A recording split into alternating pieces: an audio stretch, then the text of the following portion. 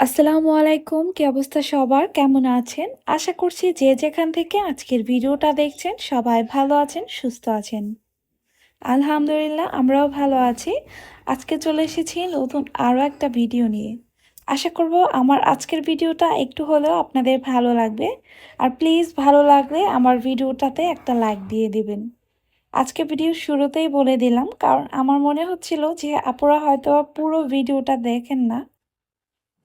দেখে থাকলে হয়তোবা একটা লাইক দিতেন। তো এর জন্য ভাবলাম আজকে ১ম এই বলে নেই। তো সকালে ঘুম থেকে উঠে দেখলাম যে মাশাআল্লাহ আজকের ওয়েদারটা খুবই সুন্দর, রোদ ঝলমল। তো আমরা আজকে একটু লেট করে উঠেছিলাম। ওর বাবা খুবই জরুরি কাজে অফিসে তাড়াতাড়ি চলে গিয়েছে। এ কারণে আমরা মা ছেলে একটু দেরি করে ঘুম থেকে উঠেছি। আর উঠেই কিন্তু দেখলাম যে খুবই সুন্দর আজকে রোদ উঠেছে। আর সাথে সাথে প্ল্যান করলাম আজকে বারান্দায় বসে আমরা হচ্ছে সকালের ব্রেকফাস্ট করে নিব। তো আজকে সকালে নাস্তায় খুবই সিম্পল আর খুবই ফাঁকিবাজি একটা নাস্তার আইটেম করেছিলাম। এই তো এখানে ওটস নিয়ে নিয়েছি। শুধুমাত্র দুধটাকে একটু গরম করে আমি ওটসের মধ্যে ঢেলে নিলাম। আর একটু মিষ্টি বা হচ্ছে সুইটনেস আনার জন্য আমি এখানে মধু অ্যাড করে দিলাম। কোনো রকম কিন্তু আমি এখানে চিনি অ্যাড করলাম না কারণ ছোট বাচ্চাও খাবে। স্ট্রবেরিগুলো কালকেই হচ্ছে এনেছে রাতে আপনাদের ভাইয়া। আর এই যে সুন্দর যে বোলটা দেখছেন এই বোলটা কিন্তু আমি সারা বছর রেখে দিই।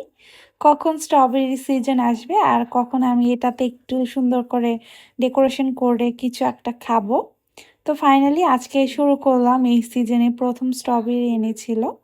আর সেই সাথে সকালবেলা এই যে সুন্দর ১ কাপ ধোয়া ওঠা গরম চা। এটা না হলে কিন্তু সারাটা দিন একদম এলোমেলো যায়। কেন জানি না চায়ের প্রতি এতটা আমার হচ্ছে ভালোবাসা কাজ করে। হয়তোবা ছোট থেকে খেয়ে অভ্যাস হয়ে গিয়েছে এই কারণেই। তো এই যে বারান্দায় চলে এসেছি, নাস্তাটা আজকে এখানেই বসে খাবো। আর ভাবলাম একটু সুন্দর করে সাজিয়ে গুছিয়ে খেয়ে নেই।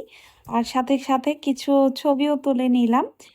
ফেসবুক পেজে হচ্ছে আপলোড করব। কিছু রিলস ভিডিও বানিয়ে নিয়েছি। আসলে এত সুন্দর লাগছিল এই কাপ আর বোলটাতে। তো আলহামদুলিল্লাহ এখানে বসে কিন্তু রোদের মধ্যে হচ্ছে নাস্তাটা সেরে নিলাম।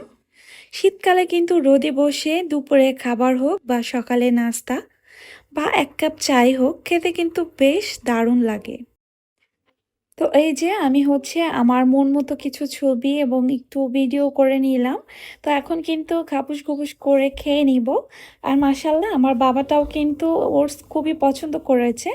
ও হচ্ছে কিছুদিন ধরে হচ্ছে এটা খাচ্ছিল না। তো এই তো আজকে খেয়ে কিন্তু খুবই সে মজা পেয়েছে বা মজা করে খেয়েছে। এরপর রান্না করতে গিয়েছি, দেখলাম যে লবণ শেষ হয়ে গিয়েছে। যেহেতু বাসার নিচেই হচ্ছে দোকান আছে। তো ওখান থেকে লবণ কিনতে গিয়েছি। আর এই তো আমার সোনা বাচ্চাটা ১ প্যাকেট হচ্ছে ক্লে নিয়ে এসেছে। ছোট বাচ্চারা যে ক্লে দিয়ে খেলতে কি মজা পায়। তো ও একটু ব্যস্ত থাকবে এটা ভেবে আমি হচ্ছে ওকে কিনে দিলাম। আর এসে হচ্ছে সাথে সাথে রান্নাটা বসিয়ে দিয়েছি। তো আজকে থেকে ভেবেছি যে এই ইলেকট্রিক চুলাতে রান্নাটা করব। গ্যাস যদিও আছে, তবে আমাদের এখানে না আমরা যে বড় বোতলটা ইউজ করি সেটা অ্যাভেলেবেল পাওয়া যাচ্ছে না। তো ওর বাবা হচ্ছে খোঁজ নিয়ে দেখছে যে এই গ্যাসের বোতলটা সচরাচর পাওয়া যাচ্ছে না। পেলে অনেক বেশি চড়া দাম। আমরা হচ্ছে যে ৩৫ কেজির বোতলটা আছে ওটা সবসময় ৳৪২০০ দিয়ে এনে থাকি। এখন সেটার দাম বেড়ে ৮,০০০ প্লাস হয়ে গিয়েছে। তো আজকে থেকে আমি হচ্ছে একটু সিদ্ধান্ত নিলাম যে না, ইলেকট্রিক চুলাতেই আমি বেশিরভাগ রান্নাটা করব। আর খুবই ছোটখাটো রান্না হোক বা হচ্ছে একটু বাবুর সুজি রান্না করব, সেটা শুধুমাত্র গ্যাসে করব। বাদবাকিটা আমি হচ্ছে ইলেকট্রিক চুলাতেই করব। তো দেখি কিভাবে কি হয়। আর আপনাদের ওখানকার কি অবস্থা? কে কিভাবে রান্নাটা করছেন অবশ্যই জানাবেন আপুরা। তো এই তো রান্নাবাড়া শেষে আমি হচ্ছে এখন একটু চলে এসেছি বারান্দার গাছগুলোকে একটু খাবার দিব। গোলাপ গাছগুলো এনেই কিন্তু আমি খুব সুন্দরভাবে এবার লাগিয়ে নিয়েছি। মানে মাটি তৈরিতে যেগুলো লাগে প্রপার আমি ওগুলোই দেওয়ার চেষ্টা করেছি। আর এইবার না আমি ভেবেছি হচ্ছে আমার গোলাপ গাছগুলোতে আমি একদম সুন্দর করে ফলো আপে রাখবো, মানে গাছগুলোকে আমি খুব ঝোপালো করব।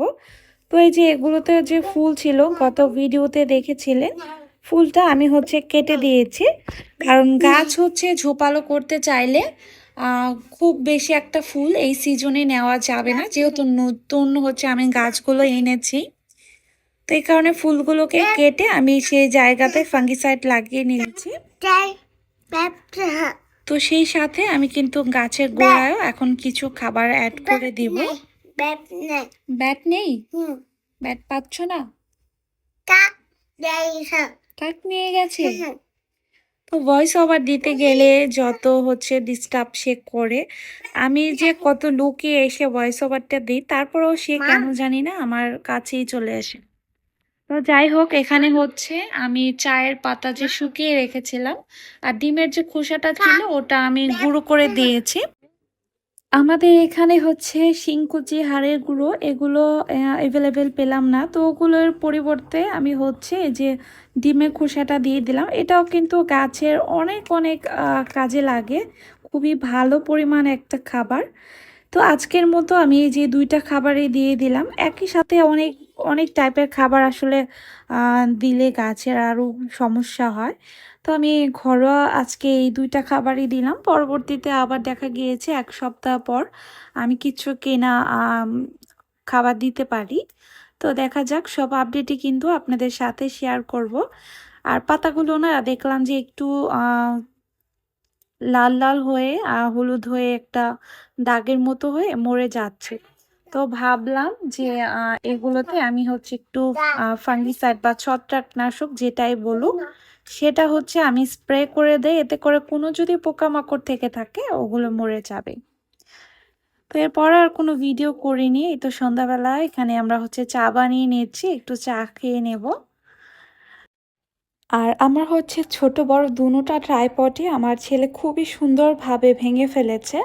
তো ট্রাইপডগুলো ভাঙার কারণে আমি কিন্তু খুব সুন্দরভাবে ভিডিও ক্লিপস নিতে পারিনি। এগুলো যত ভিডিও দেখছেন আজকের সবগুলো ভিডিও কিন্তু আমি হচ্ছে আমার হাতের সাহায্যে করেছি। তো একটু কষ্ট হয়ে গিয়েছে, তারপরেও ব্যাপার না, একটু অভ্যস্ত হয়ে গিয়েছি। তো খুবই দ্রুত ট্রাইপডগুলো কিনে নেব। আজকের ভিডিওটা এই পর্যন্ত, সবাই ভালো থাকবেন, আল্লাহ হাফেজ।